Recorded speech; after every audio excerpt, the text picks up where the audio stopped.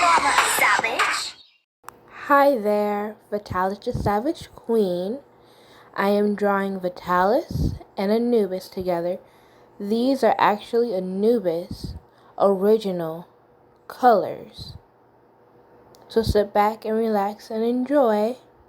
We'll be listening to Angels Do Not Have Wings. They Have Razorblades by Lighthouse Horror. I'm not a religious person. I grew up with a mother that was forced to go to church and listen to sermons in Latin with her brother and sister. Her parents would drop her off at church, then drive away, leaving her with the responsibility of two younger siblings and acting like she had a clue what was going on. She'd laugh sometimes, telling me the stories of her youth and how she didn't have any idea what was being said. The first few times she tried asking, the adults would shush her or glare, so she learned to just be quiet and mimic what was being done around her. The word amen being uttered, bow the head and repeat it. Everyone standing up and singing songs, better get up and mouth words so that nobody thinks she and her siblings were rude little children that haven't been raised right. Once she had her own children. None of us went to church. Being in the deep south, church was what all families did in our town. We were the exception. I think some of the neighbors found it weird, dressed in their Sunday best while we'd be playing around outside or piling into the car for breakfast. Not going to church again? They'd ask. My mom would laugh, keys jingling as she got into the car and cheerfully called to them, "Nope, we're going to get pancakes." So, I've never read the Bible. I had one, my grandfather insisted on it, and put my name and birthday on the spine in shiny gold letters. Maybe I should read one though. It started off small. We got strangers sometimes. The town wasn't that tiny, a little less than 9,000 people. So when I went to the grocery store, it wasn't that weird to see people I didn't recognize. I didn't think much when I saw the first one. At least, I think it was one. He wasn't dressed that oddly, but something about him stuck out. Maybe it was the way he was dressed. A too white button-down shirt in the middle of summer, or his long hair that most men wouldn't dare to try out. Either way, he caught my eye and was just staring at me. I stared back, trying to figure out if we knew each other from high school or from a friend of a friend, but he was a complete stranger. So I just smiled, waved, and went on my way. Grabbed my groceries, paid, loaded my stuff in the car, and drove back to my apartment. I thought it was a one-off, a guy that recognized me for some reason. But it kept happening. Not just him, but others. People in clothes that didn't make sense for the heat of summer, pure white button-downs, no wrinkles or signs of sweat. They had gloves, too, and long pants that remind me of bell-bottoms, but I couldn't even see their feet. I can understand if there was a new fashion trend or something, but long sleeves and covered head to toe in clothing doesn't seem like a good trend. Sounds like heat stroke. Still, I try to be polite. Just wave at the strangers and be on my way. I thought that maybe they were a weird bunch of groupies following some indie band or a family that insisted on having similar clothes. I don't know. I mentioned it to my mom, curious if she'd seen them too, and she laughed it off. Just ignore it. Anytime you see them, just wave and be on your way. You don't need to be rude. So, I took her advice, until I finally got enough courage when I saw yet another one at the grocery store staring at me, and I wandered close enough to look at the apples he was standing next to, and I asked, "So, are you from here?" I really don't know what I was expecting, but what I got in return was terribly underwhelming. He just stared at me, eyes wide, and said nothing. So I tried again, stupidly, trying for any kind of response. If he was enjoying the weather, had he been around town for long, even asked if he liked apples. Nothing. Just that same blank, unblinking stare that made me muster my best smile and tell him to have a good day. I should never have talked to him. Suddenly, they were everywhere. all the time. Going to the gas station, one in the snack aisle, staring at me. Driving down my street, well, one standing at the street corner, only moving its eyes. They never move, at least, not at first. Just their eyes. They didn't walk or turn their head or anything like that. Only ever the eyes. Fed up with it after a week, I went up to one that was in my way when I was trying to go for an evening walk and asked, "Who are you? Why are there so many of you?" This one, a woman, stared at me like they always do. I think I was tired or maybe just sick of having random people in the same outfit everywhere, so I touched her shoulder. My fingers barely skimmed her white shirt before it was stained in red from blood. I don't recall my screaming or turning tail and running back to my apartment so I could drive to the hospital. I'm sure I was making a racket, but the thing that sticks out to me is that I finally got a response from one of them. She blinked and then smiled. It took 10 stitches to close up the cuts in my fingers, 5 for my index, 3 for my middle, and 2 for the ring finger. I don't know what happened. Trying to explain to the emergency room was difficult because they insisted whatever I'd done had gotten down to the bone. After that, things got worse. They actually moved. Not like walk or, be human, but glide across the floor to follow me. I still couldn't see their feet. Their knees didn't bend or do anything normal to even mimic a normal way of walking. The first time I saw it, I knocked over a display of cookies and had to apologize profusely to the poor bakery worker. When she asked what had me in such a fright, I gathered up the courage to say, "That man over there, he keeps staring at me." She looked in the direction I was looking, brow furrowed. She didn't respond at first, and instead asked if the man had walked away.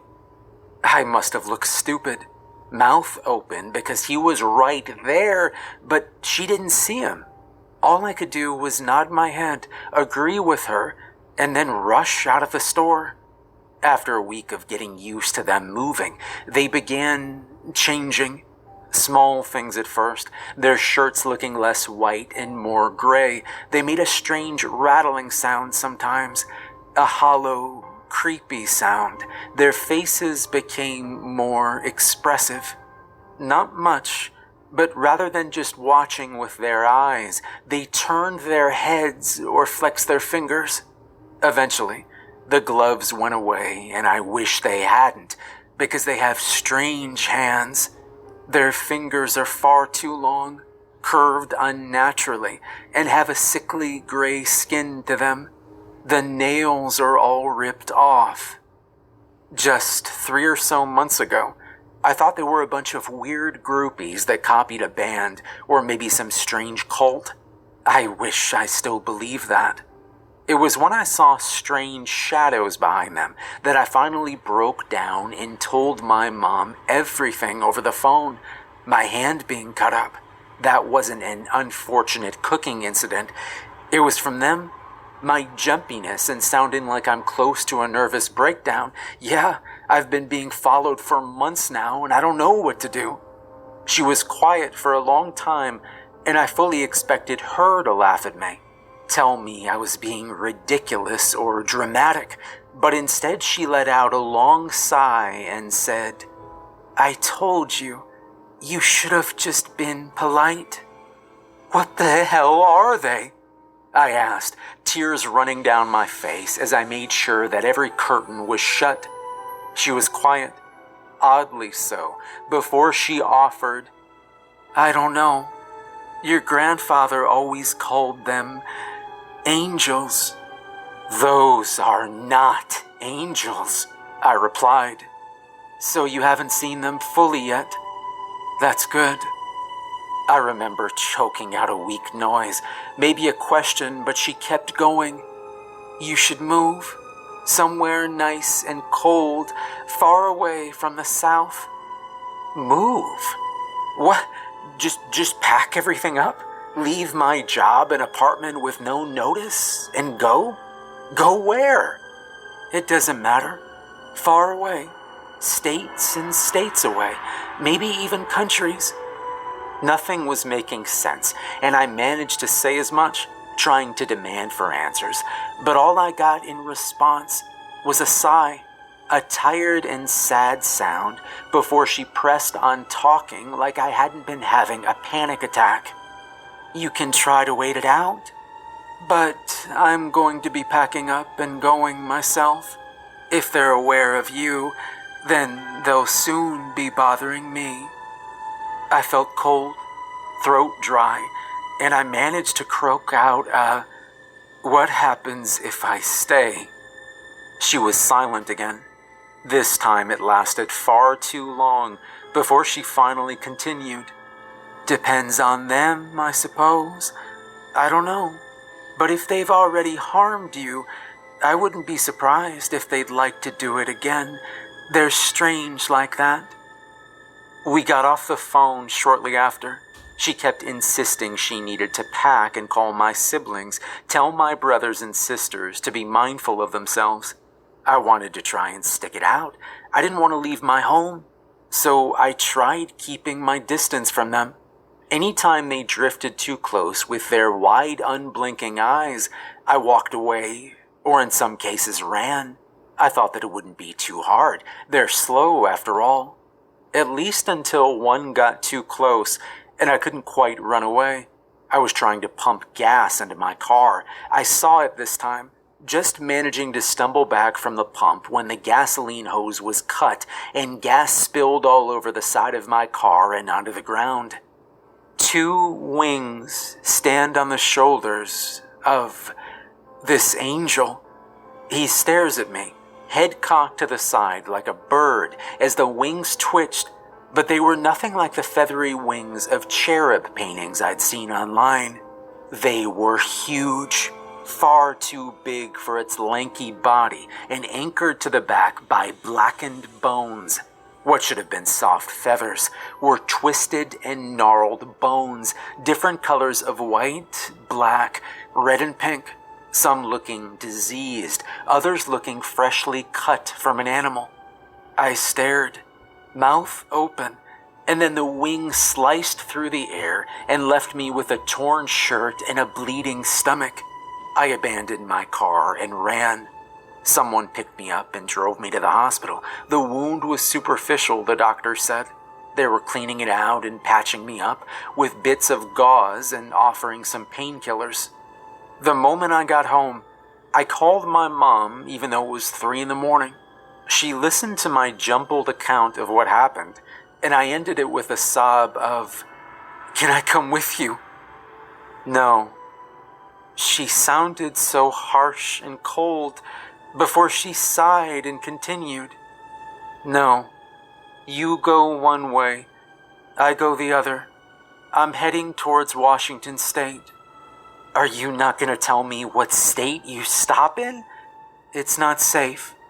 Don't tell me where you end up either. I suggest you leave, now or in a day or two, and whatever you do, don't pray. You've never done so before, so don't you dare start now." After that conversation, I still debated on staying, at least until I looked through my bedroom window to find them, not just one of them, but many, some standing on the street, staring up into my apartment, others on the roofs and phone lines, the sight of some of them floating in the air with skeleton wings that look more like Razorblades in the streetlight. That's what solidified my decision to leave. I guess I'm writing this as a warning. If you see some people that stick out, just be polite. Don't talk to them. Just wave and smile and be on your way. I still don't know what they are. Angels? I don't know a single angel that has razors on their backs, but sure, maybe. Either way, I'm packing up and I'm leaving. Mom says that that's the only way, to run as far away as fast as I can, and don't pray. Praying will guarantee they find me sooner.